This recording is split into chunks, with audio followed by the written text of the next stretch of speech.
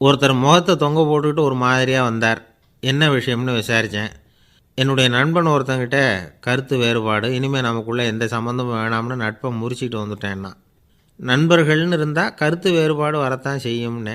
கருத்து வேறுபாடு வராமல் இருக்கிறதுக்கு ஏதாவது வழி உண்டா அப்படின்னு கேட்டாங்க. அதை பற்றி நிபுணர்கள் சில யோசனைகளை சொல்லியிருக்கிறாங்கன்னு. முதல் விஷயம் என்னென்னா, உங்கள் நண்பனுக்கு ஒரு செய்தி சொல்லணும்னா அதை நீங்களே நேரடியாக சொல்லுங்கள், அல்லது உங்கள் கைப்பட கடிதம் எழுதுங்க. அதாவது நேரடி தொடர்பு முக்கியம். அதை விட்டுட்டு இன்னொருத்தர் மூலமாக நண்பர்களுக்கு செய்தி அனுப்புனா நீங்கள் சொல்கிற செய்தி அப்படியே போய் சேராது, அது சேதமாயிடும். கூட்டி குறைச்சி சொல்லிவிடுவாங்க, அது குழப்பத்தில் கொண்டாந்து விட்டுரும். இது ஒரு யோசனை. ரெண்டாவது யோசனை என்னென்னா, நீங்கள் ஒரு நல்ல காரியத்தை செய்யும் பொழுது உங்கள் நண்பரையும் சேர்த்துக்குங்க, அவருக்கும் அதில் ஒரு ஈடுபாட்டை உருவாக்குங்க. மூணாவது யோசனை, நம்ம பக்கத்தில் இருக்கிற நண்பர் மகிழ்ச்சி அடைகிற மாதிரி ஏதாவது செய்யணும்.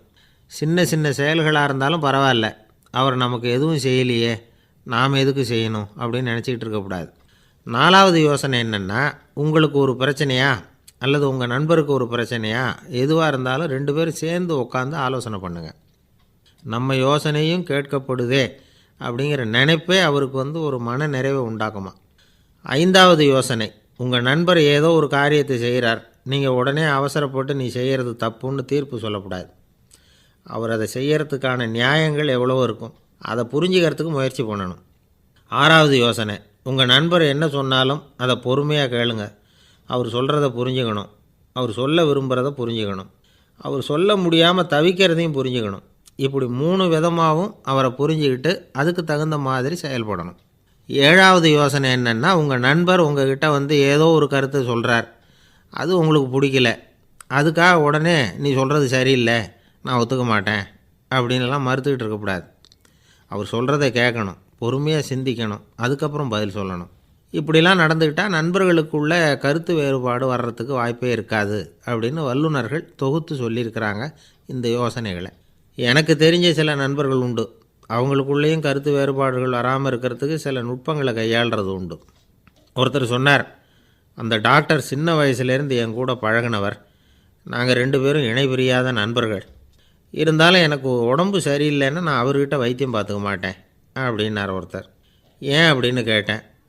எங்கள் நட்பு கெட்டுப்போடக்கூடாது இல்லையா, அதனால தான் அப்படின்னார் இவர். ஒருத்தன் எப்படி நடந்துக்கிறாங்கிறத வச்சு தான் அந்த ஆள் எப்படிங்கிறத நாம் முடிவு பண்ணுறோம். ஆளுமைன்னு சொல்கிறோம்ல, அதுக்கு சூழ்நிலைகளை ஆளுகின்ற தன்மை அப்படின்னு விளக்கம் கொடுக்குறார் ஒரு உளவியல் நிபுணர். சரி, ஒரு மனிதனுடைய ஆளுமையை உருவாக்குகிற விஷயங்கள் என்னென்ன? பிறப்பு, வளர்க்கப்பட்ட விதம், படிப்பு, நண்பர்கள், சமுதாயம், இப்படி நிறைய உண்டு. ஆளுமையின் அடிப்படையில் சில மனநோய்கள் உண்டாகுது.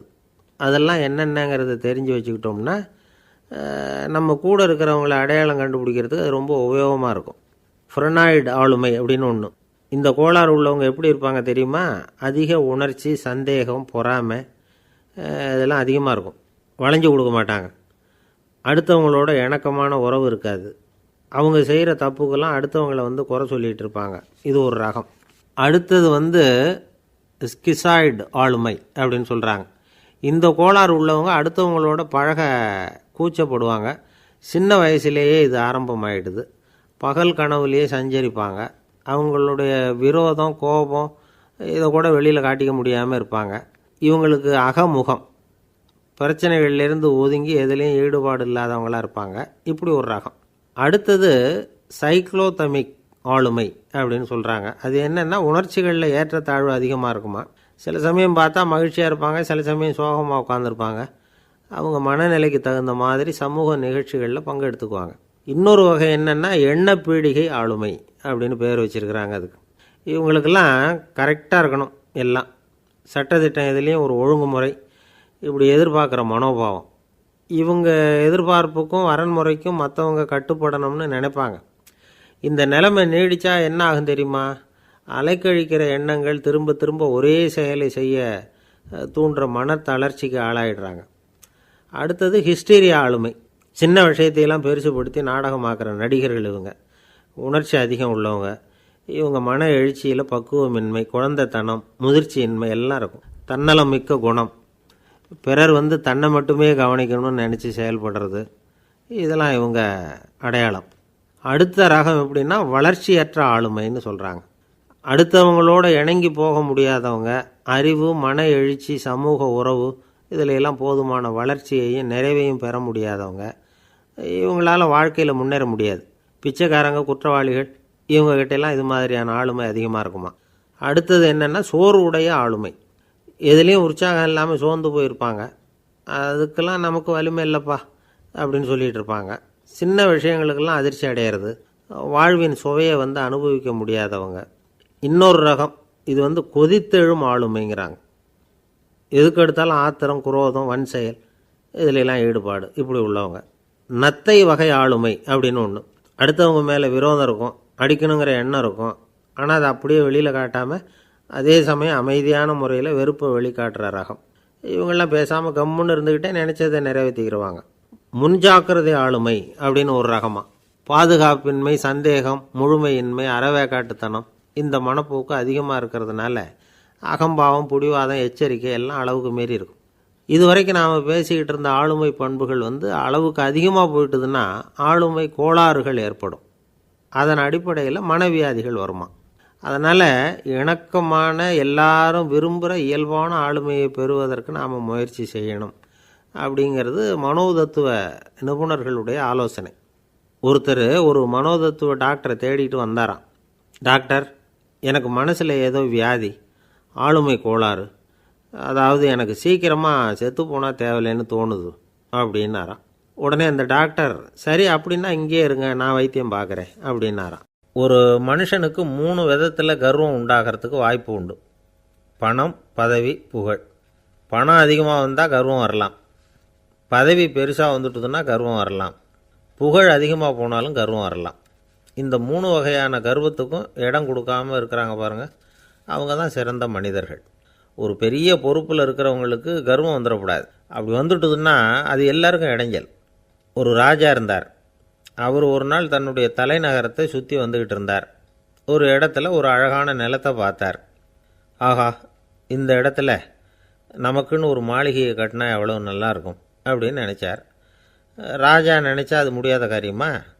சரி, இந்த நிலம் யாருக்கு சொந்தம்னு விசாரிங்க அப்படின்னார் பக்கத்தில் இருந்தவங்கக்கிட்ட. அவங்கெல்லாம் ஓடி போய் விசாரித்தாங்க.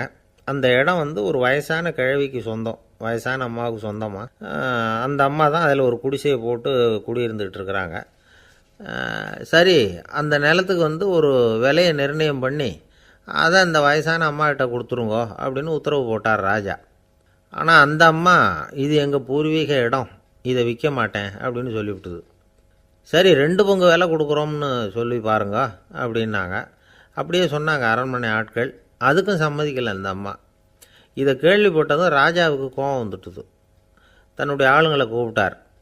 போய் அந்த குடிசையை பிரித்து எறிங்க, காசெல்லாம் ஒன்றும் கொடுக்காதீங்க அப்படின்னு கத்தினார். அவ்வளோதான். அடுத்த நிமிஷம் அரண்மனை ஆசாமிகள் போனாங்க, குடிசையை பிரித்து எரிஞ்சாங்க. அந்த வயசான அம்மா இருக்குது, அதுவும் அந்த இடத்த விட்டு துரத்தி விட்டாங்க. அந்த இடத்துல ஒரு அரச மாளிகையை கட்டி முடிச்சிட்டாங்க. அந்த வயசான அம்மா பாவம், ராஜாவே இப்படி பண்ணால் யார்கிட்ட போய் முறையிட முடியும்? ஒரு ஞானி இருந்தார், அவர்கிட்ட போய் சொன்னாங்க.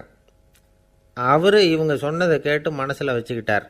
ஒரு நாள் அந்த ராஜாவே இந்த ஞானியை கூப்பிட்டார். புதுசாக ஒரு மாளிகை கட்டியிருக்கிறேன், வந்து பாருங்கன்னு. சரின்னு சொல்லி இந்த பெரியவர் ஒரு நாள் அந்த மாளிகைக்கு போனார். சும்மா போகல, ஒரு கழுதையையும் ஓட்டிகிட்டு போனார்.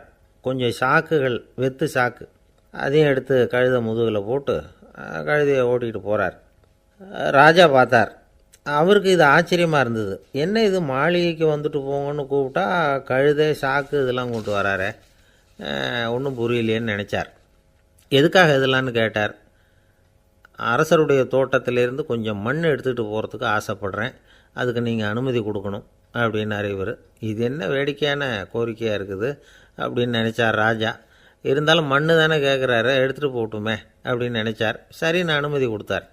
அந்த பெரியவர் தோட்டத்துக்கு போனார், மண்ணை வெட்டினார், சாக்கில் போட்டு நிரப்புனார். ராஜாவை கொஞ்சம் கிட்ட வாங்கன்னு கூப்பிட்டார்.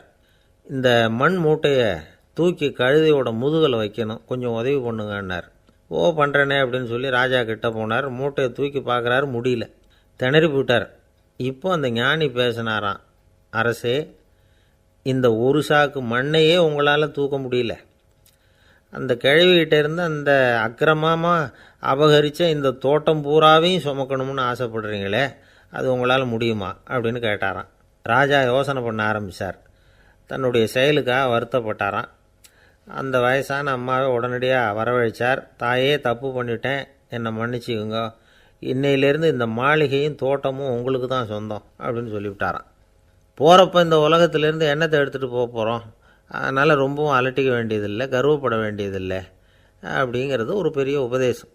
ஒரு பெரிய மனுஷன் சாக கிடந்தார். ரொம்பவும் அழுதார். ஏன் அழறீங்க அப்படின்னு கேட்டாங்க சுற்றி இருந்தவங்க. நான் சாகிறதுக்காக கவலைப்படலை, நான் நம்ம ஜனங்களுக்காக எவ்வளவோ காரியம்லாம் செஞ்சுக்கிட்டு வந்தேன். நான் செஞ்சுக்கிட்டு வந்த சேவையை இனிமேல் யார் செய்ய போகிறாங்க, அது யாரால் முடியும், அதை நினச்சி தான் அழறேன் அப்படின்னாராம். ஒருத்தர் முன்னாடி வந்தார். அதுக்காக நீங்கள் கவலைப்படாதீங்க, உங்கள் சேவையை தொடர்ந்து செய்கிறதுக்கு என்ன மாதிரி இளைஞர் பட்டாலும் தயாராக இருக்குது. இருந்தாலும் எங்கள் கவலை என்னென்னா அப்படின்னு இழுத்தார். என்ன சொல்லுங்கன்னு கேட்டார் அவர். நீங்கள் இது வரைக்கும் என்ன சேவை செஞ்சுக்கிட்டு வந்தீங்க, அதுதான் எங்களுக்கு இன்னமும் புரியாத புதிராக இருக்குது அப்படின்னாராம் அவர். ஆஃபீஸை முடிஞ்சு வீட்டுக்கு போகிற சமயத்தில் ஒருத்தர் கடைக்கு போய் ஸ்வீட் வாங்கினார். சரி, வீட்டுக்கு பிள்ளைங்களுக்கு தான் வாங்கிட்டு போகிறார் அப்படின்னு மற்றவங்க நினச்சாங்க. அவர் அப்படி செய்யலை. அந்த இடத்துலையே பொட்டலத்தை பிரித்தார். திருட மாதிரி அப்படியே சுற்றி ஒரு தரம் பார்த்துக்கிட்டார். யாரும் தெரிஞ்சவங்க இல்லைங்கிறத முடிவு பண்ணிவிட்டு அவசரமாக அதை அப்படியே போட்டு முழுகிவிட்டு கையை தொடச்சிக்கிட்டு நல்ல பிள்ளை மாதிரி நடந்து போக ஆரம்பிச்சிட்டார். அவர் யாருன்னா, அவரோட பிரச்சனை எல்லாருக்கும் தெரியாது, சில பேருக்கு தான் தெரியும். அதாவது அவர் உடம்பில் சர்க்கரை இருக்குதுன்னு டாக்டர் சொல்லிவிட்டாராம். அதனால் வீட்டில் சர்க்கரையே இவர் கண்ணில் காட்டுறதில்ல. அதனால் இவர் யார் கண்ணிலையும் படாமல் இப்படிப்பட்ட வேலைகள்லாம் செய்கிறது வழக்கம். யாருக்கும் தெரியாமல் இப்படி ஸ்வீட்டை வாங்கி சாப்பிட்டுட்டு அவர் பாட்டுக்கு போயிடுறது. இப்படிப்பட்டவங்களுக்கெல்லாம் கொஞ்சம் ஆறுதலான தகவல் இன்றைக்கி. அது என்னென்னா, நாம் சாப்பிட்ற சர்க்கரைக்கும் நம்ம உடம்பில் உள்ள சில கோளாறுகளுக்கும் அப்படி என்ன தான் சம்மந்தம் இருக்குது. இதை பற்றி சமீபத்தில் சில ஆராய்ச்சிகள்லாம் நடந்திருக்குது. ஏன்னா சர்க்கரைன்னாவே விஷம் மாதிரி அதை பார்க்குறவங்களும் சில பேர் உண்டு. சின்ன பிள்ளைங்களுக்கு வயத்தில் பூச்சி உண்டாகிறதுலேருந்து பெரியவங்களுக்கு நீரிழிவு வர்ற வரைக்கும் எல்லாத்துக்கும் சர்க்கரை தான் காரணம்னு சொல்லிகிட்டு இருக்கிறோம். ஆனால் அந்த அளவுக்கு பயப்பட வேண்டிய அவசியம் இல்லை அப்படின்னு சொல்கிறாங்க. சர்க்கரை வியாதி, இருதய நோய், பித்த நீர்ப்பை நோய், இதெல்லாம் சில நோய்கள்லாம் நாம் சாப்பிட்ற சர்க்கரைக்கும் தொடர்பு இருக்குன்னு நினைக்கிறோம். ஆனால் அப்படி சம்பந்தம் உண்டுங்கிறதுக்கு போதுமான அளவுக்கு ஆதாரம் இல்லை அப்படிங்கிறாங்க ஆராய்ச்சியாளர்கள். ஒரே ஒரு சம்பந்தம் தான் உறுதியாக இருக்குதான். அதுவும் இந்த பல் சிதைவு அப்படின்னு இருக்கு இல்லையா, அந்த சர்க்கரை சாப்பிட்றதுக்கும் இந்த பல் சிதைவுக்கும் சம்பந்தம் இருக்குது அப்படிங்கிறத மட்டும் உறுதியாக சொல்கிறாங்க. சர்க்கரைன்னா நாம் சாப்பிட்ற ஜீனி மட்டும் இல்லை, பழம், காய்கறி, பால், தேன், இப்படி எல்லாத்துலேயும் அது இருக்குது. கேரட்டு கொடுக்குற சத்தில் 88% சர்க்கரை, ஆப்பிள் கொடுக்குற சக்தியில் 95% சர்க்கரை. இது ஜீனி சர்க்கரை, இது ஆப்பிள் சர்க்கரை அப்படிங்கிற வித்தியாசம்லாம் உடம்புக்கு கிடையாது. ரெண்டுமே உடனடியாக சக்தி கொடுக்குது. ஒரு ஸ்பூன் சர்க்கரையில் 16 கலோரி தான் சத்து இருக்குது. அதிகமாக சர்க்கரை சாப்பிட்டா நீரிழிவு வந்துருங்கிறது தப்பான ஒரு அபிப்பிராயம். டயபெட்டிஸுங்கிறது ஒரு மெட்டபாலிக் டிஸார்டர், அவ்வளவுதான். அதாவது நாம் சாப்பிட்ற சர்க்கரையை நம்ம உடம்பு திறமையாக உபயோகப்படுத்திக்க முடியல அப்படின்னு அர்த்தம். அதனால தான் அதிகமாக இனிப்பு வேணாம்னு சொல்கிறோம். ஏற்கனவே உடம்பால் முடியாத ஒன்றை மறுபடியும் அது தலையில் சுமத்தி அதிகமாக வேலை வாங்க வேணாமே அப்படிங்கிறதுக்காக தான். ஆகாரத்தில் அதிகமாக சர்க்கரை இருந்தால் அதனால் உடனே சர்க்கரை வியாதி வந்துடும்ங்கிறதுக்கு விஞ்ஞான ரீதியாக போதுமான ஆதாரம் இல்லை. அதனால் எப்போவாவது அதிகமாக ஸ்வீட்டு சாப்பிட்டுட்டா ஐயோ அதிகமாக சாப்பிட்டோமோ, என்ன பண்ண போகுது தெரியலையே அப்படின்னு நினச்சி மனசை போட்டு குழப்பிக்க வேண்டியதில்லை. பொதுவாக எதுவுமே அதிகமாக வேண்டாம், எல்லாம் சீராக இருந்தால் போதும். நீரிழிவுங்கிறது புதுசாக வந்துட்ட ஒரு நோய் இல்லை, ரொம்ப காலமாகவே இருக்கிற ஒன்று தான். நம்ம முன்னோர்கள் இதை மதுமேகம் அப்படின்னு சொல்லுவாங்க. அதை கட்டுப்படுத்துறதுக்கு அவங்களே சில வழிமுறையை சொல்லி வச்சுருக்கிறாங்க. அது என்னென்னா வேறு ஒன்றும் இல்லை, இந்த பாவக்காய், முள்ளங்கி, அருகம்புல், அவ்வளவுதான். வெள்ளை முள்ளங்கி இருக்குல்ல, அதை வாரத்துக்கு 3 நாள் சாப்பிட்டுக்கிட்டு வாங்க. நூலுக்கோல் ரொம்ப நல்லது. இல்லைன்னா முள்ளங்கி சாறு 1 அவுன்ஸு சாப்பிட்டுட்டு வரலாம். ரத்தத்தில் சேர்கிற சர்க்கரை அளவை இதெல்லாம் கட்டுப்படுத்துது. சிறுநீரில் காணப்படுகிற சர்க்கரை அளவையும் சமநிலைப்படுத்துது. தினமும் ஆகாரத்தில் கோதுமை, கேழ்வரகு, வெந்தயம், கருவேப்பிலை, சோயாபீன்ஸ் எது கிடைக்குதோ சேர்த்துக்கலாம். இப்படிலாம் செஞ்சுக்கிட்டு வந்தால் அப்புறம் வீட்டுக்கு தெரியாமல் கடையில் போய் நின்றுக்கிட்டு ஸ்வீட் வாங்கி திருட்டுத்தனமாக சாப்பிட வேண்டிய அவசியமே உங்களுக்கு வராது. 2 ஆசாமிகள் கடற்கரையில் உட்காந்து சாவகாசமாக பேசிக்கிட்டு இருந்தாங்களாம். ஒருத்தர் சொன்னார், இன்னொருத்தருக்கு தெரியாமல் ஸ்வீட்டு சாப்பிட்றதே எப்பவும் இடைஞ்சல் தான் சார். நேற்றுக்கு பாருங்கள், அப்படி தான் சாப்பிட்டுக்கிட்டு இருந்தேன், வீட்டுக்காரி கண்ணில் போட்டுவிட்டுது, அதுக்கப்புறம் ஒரே ரகலையாக போச்சு அப்படின்னாராம். எனக்கு கூட அப்படி தான் சார் ஆகிட்டுது, ஒரே ரகலை அப்படின்னாராம் இன்னொருத்தர். நீங்கள் சாப்பிட்டதும் உங்கள் வீட்டுக்காரங்க கண்ணில் போட்டுவிட்டுதா சார் அப்படின்னு கேட்டிருக்கார் இவர். அதுக்கு அவர் சொன்னாராம், அப்படி இல்லை சார், கடைக்காரர் கண்ணில் போட்டுவிட்டுதோ, நான் அவருக்கு தெரியாமல் அந்த ஸ்வீட்டை அவர் கடையிலேருந்து எடுத்திருந்தேன் அப்படின்னு விளக்கம் கொடுத்தாராம் இந்த ஆள். இந்த காலத்து புள்ள ஒருத்தன் தன்னோட அப்பாவை பார்த்து சொன்னான், அப்பா, நான் உனக்கு உதவி செய்யலாம்னு நினைக்கிறேன், என்ன உதவி செய்யணும்னு சொல்லு அப்படின்னா. நீ சும்மா இருந்தால் அதுவே எனக்கு செய்கிற பெரிய உதவிடா அப்படின்னார் அப்பா. சும்மா இருக்கிறதும் ஒரு உதவி தான், அது மாதிரி மௌனமும் ஒரு சமூக சேவை தான் அப்படிங்கிறார் காஞ்சி பெரியவர். நமக்கு 5 புலன்கள் இருக்குது, மெய், வாய், கண், மூக்கு, செவி. இந்த 5லேயும் அதிகப்படியான வேலை எதுக்குன்னு நினைக்கிறீங்க? வாய்க்கு தான். ஏன்னா அதுக்கு 2 வேலை. இப்போ கண்ணுக்கு பார்க்குறது மட்டும்தான் வேலை, காதுக்கு கேட்குறது மட்டும்தான் வேலை, மூக்குக்கு வாசனை அறியறது தான் வேலை, உடம்புக்கு உணர்றது மட்டும்தான் வேலை. ஆனால் வாய் அப்படி இல்லை, அதுக்கு 2 வேலை, சாப்பிட்றதும் அதுதான், பேசுகிறதும் அதுதான். அதாவது வாய் ஒன்று தான் கர்மேந்திரியமாகவும் இருக்குது, ஞானேந்திரியமாகவும் இருக்குது அப்படின்னு சொல்லுவாங்க. சாப்பாட்டில் உட்காந்தா எந்தெந்த ஆகாரம் என்னென்ன ருசின்னு அறிவிக்கிற வேலையும் செய்யுது. சபையில் உட்காந்தா பாடுறது, பேசுறது, சிரிக்கிறது, இது மாதிரியான வேலையும் செய்யுது. இன்னொரு வித்தியாசம், கண்ணு, காது, மூக்கெல்லாம் ஸ்ட்ரெயின் பண்ணிக்கிட்டு வேலை செய்கிறதில்ல. ஒரு ரோஜா பூ பார்த்தா உடனே மூக்கு அப்படியும் இப்படியும் அசைய ஆரம்பிக்கிறதில்ல. ஒரு சங்கீதத்தை கேட்ட உடனே காது ஆட ஆரம்பிக்காது. ஆனால் வாய் அப்படி இல்லை, அது பேசினாலும் சரி சாப்பிட்டாலும் சரி அசைஞ்சு தான் ஆகணும். ஆக மற்றதை விட வாய்க்கு வேலை ஜாஸ்தின்னு தெரியுது. சாப்பிட்றது, பேசுறது அப்படின்னு 2 காரியம் அதுக்கு. இப்படி 2 காரியம் இருக்கிறதுனால அது 2ஐயும் பாதியாக குறைச்சிக்கணுங்கிறது கடவுள் அபிப்பிராயமாக இருக்கணும் அப்படிங்கிறார் காஞ்சி பெரியவர். ஆனால் இப்போ நாம் அப்படியே நடந்துக்கிறோம், அதுக்கு நேர்மாறாக நடந்துக்கிறோம். நாம் சாப்பிட்றதும் அதிகம், பேசுகிறதும் அதிகம், 2 வேலையையும் தேவைக்கு அதிகமாகவே செய்கிறோம். வாய் தான் ரொம்ப ஓவர் ஒர்க்குடு. அதுக்கு ஓய்வு கொடுத்தா உடம்பும் நல்லாயிருக்கும், உலகமும் நல்லாயிருக்கும். மௌன விரதம் இருக்கிறதெல்லாம் எதுக்காக நினைக்கிறீங்க? இதுக்காக தான்.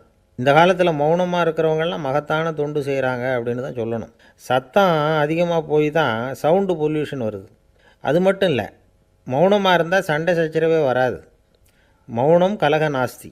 ஆக இதுவும் ஒரு சமூக சேவை தான். நமக்கு தான் வாய் இருக்குதுங்கிறதுக்காக வசமாக சாப்பிட்றதும் தப்பு, வளவளன்னு பேசுகிறதும் தப்பு. ஒரு கருத்தை சொல்கிறதுக்கு ஒரே ஒரு சொல்லு போதும் அப்படின்னு இருக்கும்பொழுது 2 சொற்களை செலவு பண்ணாதே. எவ்வளவு சொன்னாலும் அதனால் ஒரு பயனும் விளையாது அப்படின்னு தெரிய வருமேயானால் அந்த ஒரு சொல்லையும் விரயம் பண்ணாதே அப்படிங்கிறார் ஒரு அறிஞர். எல்லா குணங்கள்லேயும் மௌனம்தான் சிறந்தது அப்படிங்கிறார் ஒருத்தர். மௌனமாக இருக்கிறது மூலமாக மற்றவர்கள் குறைகளை நம்மளால் தெரிஞ்சிக்க முடியும். அதே சமயத்தில் நம்மக்கிட்ட இருக்கிற குறைகளை மற்றவங்களுக்கு தெரியாமல் மறைச்சிக்கவும் முடியுங்கிறார் அவர். உண்மைதானே?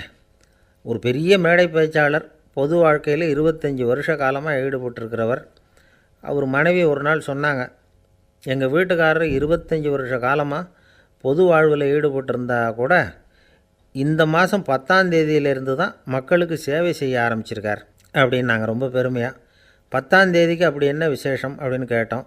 அன்னையிலேருந்து தான் அவர் மேடையில் பேசுகிறத நிறுத்தினார் அப்படின்னாங்க அந்த அம்மா. ஒரு அம்மா தெருவில் உட்காந்து என்னத்தையோ தேடிட்டு இருக்கிறாங்க.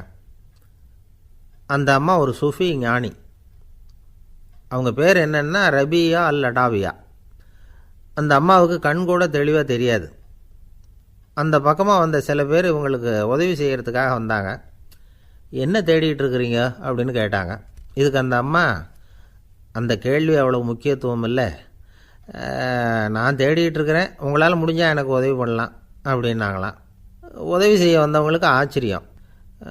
எதை தேடுறோங்கிறது தெரியாமல் இப்படி ஏன் நேரத்தை செலவழிக்கிறீங்க, நாங்கள் எப்படி உங்களுக்கு உதவ முடியும், எங்களுக்கு ஒன்றும் புரியலையே அப்படின்ட்டுருக்காங்க. சரி, உங்களை திருப்தி பண்ணுறதுக்காக சொல்கிறேன், ஒரு குண்டூசி தொலைஞ்சி போச்சு, அதை தேடுறேன் அப்படின்னாங்களாம் அந்த அம்மா.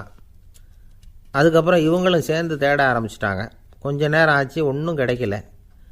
உதவி செய்ய வந்தவங்களும் அழுத்து போட்டாங்க. அப்புறம் கேட்டாங்க, இதை பாருங்கம்மா, இது ரொம்பவும் பெரிய தெரு, அகலமான தெரு. அதனால் குறிப்பாக நீங்கள் எந்த இடத்துல அந்த குண்டூசியை தொலைச்சிங்க அதை சொல்ல முடியுமான்னாங்களாம். இதுக்கு அந்த அம்மா, நீங்கள் மறுபடியும் அர்த்தமில்லாத கேள்வியை கேட்குறீங்க, உங்கள் கேள்விக்கும் நான் தேடுறதுக்கும் என்ன சம்மந்தம்னாங்களாம். இதை கேட்டதும் அவங்க ஒரு மாதிரி ஆயிட்டாங்க. என்னம்மா நீங்கள் பைத்தியம் மாதிரி பேசுகிறீங்க அப்படின்னாங்களாம். சரி, உங்களை மறுபடியும் திருப்திப்படுத்துறதுக்காக சொல்கிறேன், அதை நான் எங்கள் வீட்டில் தொலைச்சுட்டேன் அப்படின்னாங்களாம். அப்புறம் எதுக்காக இங்கே வந்து தேடிட்டு இருக்கிறீங்க அப்படின்னு கேட்டிருக்காங்க. ஏன்னா இங்கே தான் வெளிச்சம் அதிகமாக இருக்குது, அங்கே வீட்டுக்குள்ளே இருட்டாக இருக்குது, அதனால் இங்கே வந்து தேடுறேன், வெளிச்சம் உள்ள இடத்துல தானே தேட முடியும் அப்படின்னாங்களாம் அந்த ஞானி. இந்த கதைக்கு என்ன அர்த்தங்கிறத பெரியவங்க சொல்கிறாங்க. அதாவது இந்த தேடுதல்ங்கிறது ஒரு வியாதி. அது நம்ம சதா அலைய வைக்கும், பைத்தியமாக மாற்றுறதுக்கு முயற்சி பண்ணோம். ஒரு காலம் அது நிறைவு அடையவே அடையாது.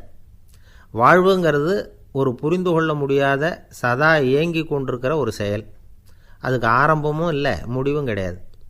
எதையோ தேடணும் அப்படிங்கிற உந்துதல் நமக்குள்ளே இருக்கும், ஆனால் குறிப்பாக எதை தேடிட்டு இருக்கிறோம் அப்படிங்கிறது புரியாது. அப்படி ஏதாவது ஒன்றை தேடி அடைஞ்சிடுறோம்னு வச்சுக்கோங்க, உடனே ஒரு அதிருப்தி வந்துடும்.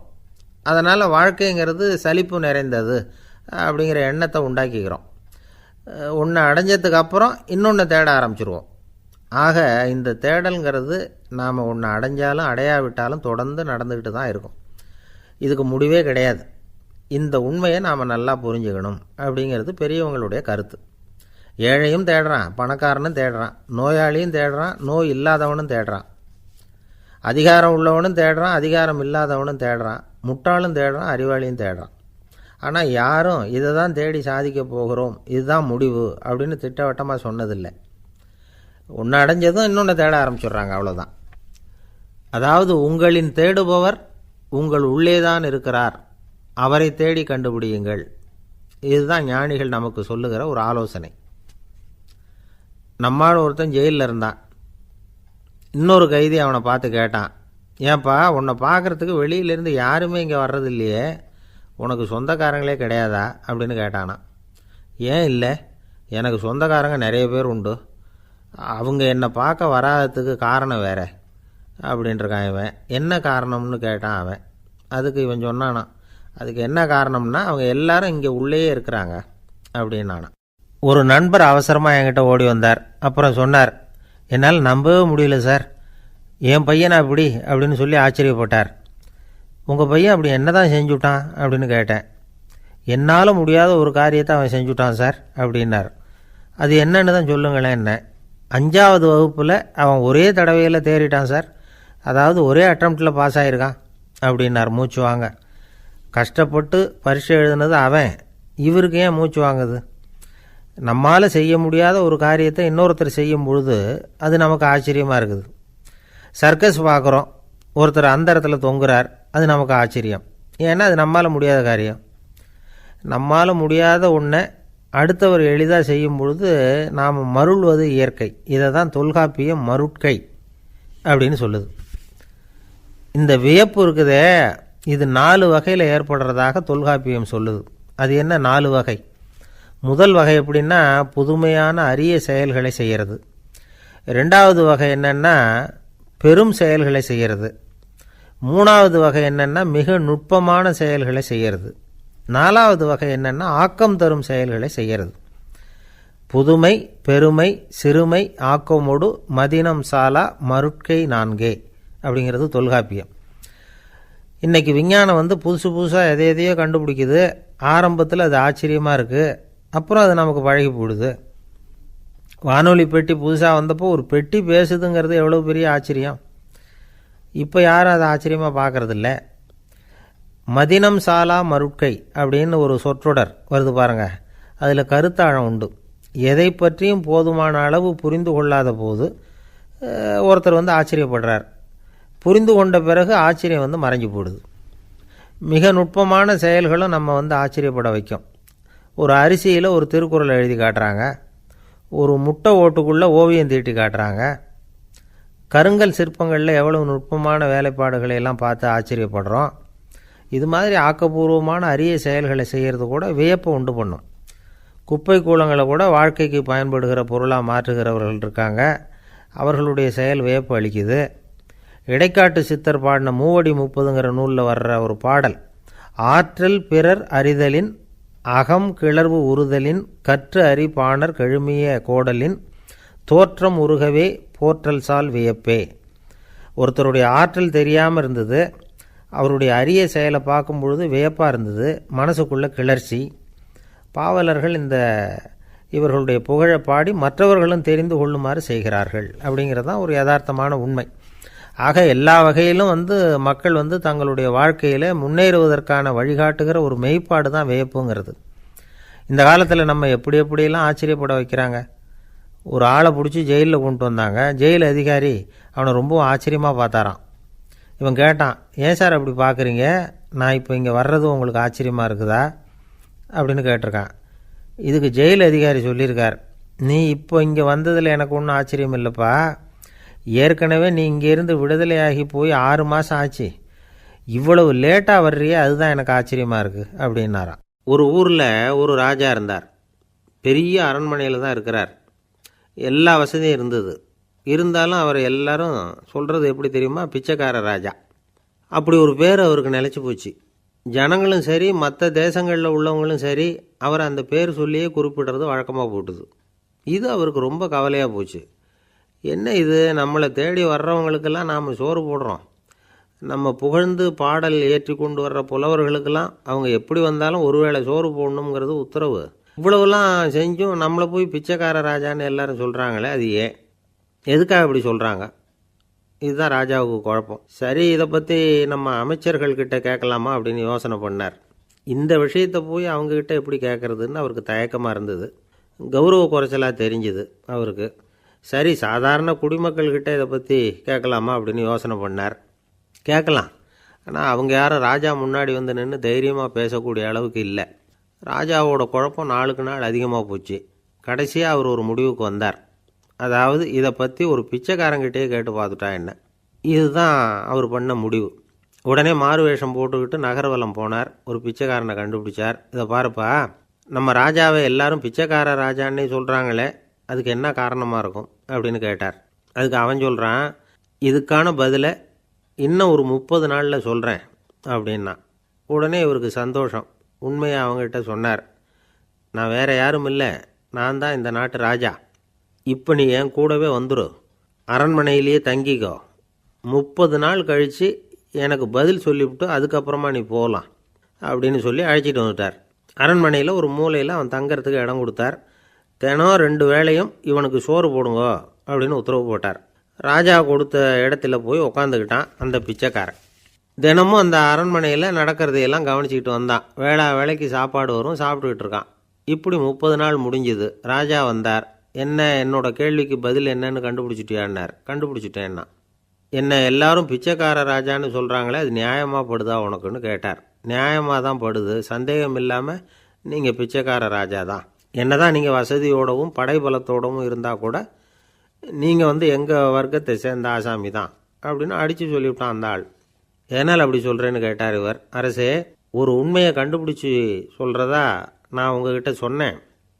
நீங்கள் ராஜ பரம்பரைன்னா உடனே உங்கள் கழுத்தில் கிடக்கிற முத்து மாலையை கழட்டி பரிசாக கொடுத்துருப்பீங்க, பொன்னையும் மணியையும் கொடுத்துருப்பீங்க. ஆனால் நீங்கள் அப்படி செய்யலை.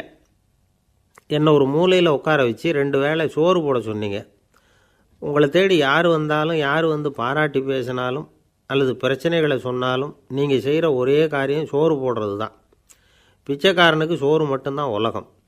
உங்கள் விஷயத்துலேயும் நீங்கள் அப்படி தான் நினைக்கிறதாக தெரியுது. நல்லா கவனிங்க. எந்த ஒரு பிரச்சனைக்கும் சோறு தான் முடிவுன்னு நினைக்கிறீங்க பாருங்கள். நீங்கள் சந்தேகமில்லாத எங்களை சேர்ந்த ஆள் தான் அப்படின்னு விட்டான் அந்த பிச்சைக்காரன். அதுக்கப்புறம் தான் அந்த ராஜா தன்னுடைய தவறுகளையெல்லாம் திருத்திக்கிட்டாராம். பசின்னு வர்றவங்களுக்கு சோறு தான் போடணும், அது தப்பு இல்லை. பாராட்ட வர்றவங்களுக்கெல்லாம் சோத்தையே போட்டு அனுப்புனா இப்படி தான் பேர் வரும். எனக்கு தெரிஞ்ச ஒருத்தர் தினமும் யாராவது ஒருத்தரை தன் வீட்டுக்கு அழைச்சிட்டு போவார், சாப்பாடு போட்டு அனுப்புவார். முன்னறிவிப்பு இல்லாமல் திடீர்னு ஒரு விருந்தாளியோட வீட்டில் போய் இவர் நிற்கிறது வழக்கம்.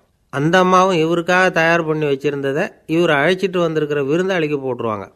விருந்தாளி சாப்பிட்டுட்டு போனதுக்கப்புறம் இவர் மனைவிகிட்ட உனக்கு சிரமம் வேணாம் அப்படின்னு சொல்லிவிட்டு பக்கத்தில் உள்ள ஒரு ஹோட்டலுக்கு போய் காசு கொடுத்து சாப்பிட்டுட்டு வந்துடுவார். பல நாள் இப்படி நடக்கும். ஒரு நாள் அவரை தனியாக கூப்பிட்டுக்கிட்டு